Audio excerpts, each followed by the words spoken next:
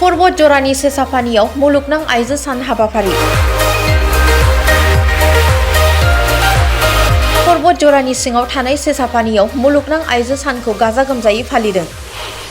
मुलुगनां आइजो सान हाबाफारियाव गाहाय आलासि महरै बाहागो लायो बिटिसि नोगोर जौगाखां बिफाननि मावफुं सोद्रोमा मुनमुन ब्रह्मआ।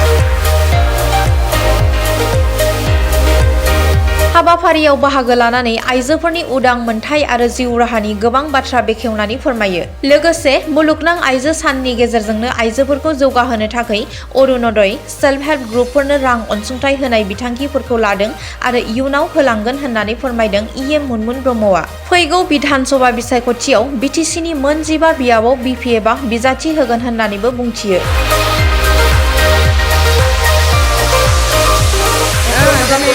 इंटरनेशनल वमेन डे हिसाबै जोङो पर्बत जरा डिस्ट्रिक्ट बिपिएफनि दैदेननायाव वमेन बिपिएफनि दैदेननायाव जोङो माखासे हाबाफारि खालामदों। आइजोफोरनि दिन हिसाबै जों जोबोद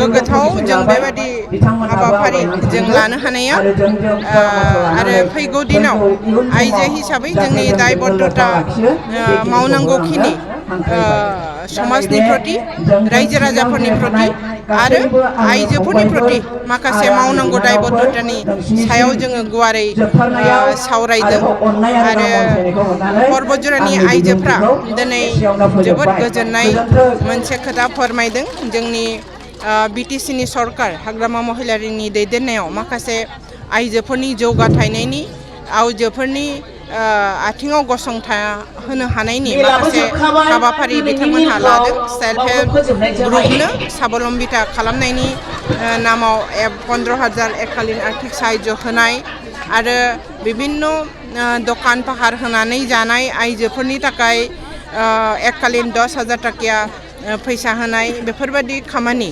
आइजोफोरनि रिलेटेड खामानि जौगाथायनायनि खामानि मावफुंनायनि प्रति जोबोद गोजोननाय फोरमायदों आरो बे फैगौ दिनाव आंबो सासे आइजोनि